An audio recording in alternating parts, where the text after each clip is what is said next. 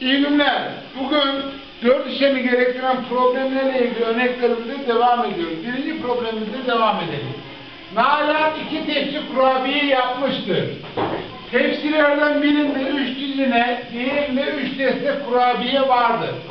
Tepsilerdeki kurabiyeler 3 tabağa eşit sayıda paylaştırılırsa her bir tabağa kaç kurabiye düşer? Önce yapmamız gereken şey 3 dizinede kaç tane kurabiye oldu, 3 destede kaç kurabiye oldu. Ne yapacağız 3 dizineyi bulmak için? 12 ile 3'ü çarpacağız. 12 ile 3'ü çarptığımız zaman 36 bulur. 3 kere 2 6, 3 kere 1 3, 36. 3 desteği bulmak için de onunla 3'ü çarpacağız. 3'ü yazıyoruz. Yanına 1 sıfır koyuyoruz. 30'u buluyoruz. Daha sonra toplam kurabiye sayısını bulmak için 36 ile 30'u ne yapacağız? Toplayacağız. 6 0 daha 6, 3 3 daha 6. Demek ki toplam kurabiye sayımız ne kadarmış? 66 taneymiş. Daha sonra 3 defa bunları bölüştüreceğiz. 66 3'e ne yapacağız? Böleceğiz. 6'nın içerisinde 3 ikisiyle var. 2 3 6. 6'dan 6 0 kalır. 6'ya şey biliyoruz. 6'nın içerisinde 3 ikisiyle var. 2 3 6. 6'dan 6 0 kalır.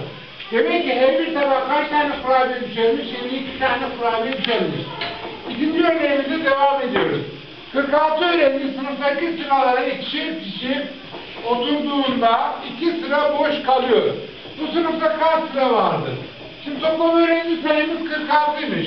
İkişer kişi oturduğunda kaç sıraya oturur öyle olmamız lazım. 46 2'yi ne yapacağız? Böleceğiz. 4'ün içerisinde 2 ikisi var. 2 2 4.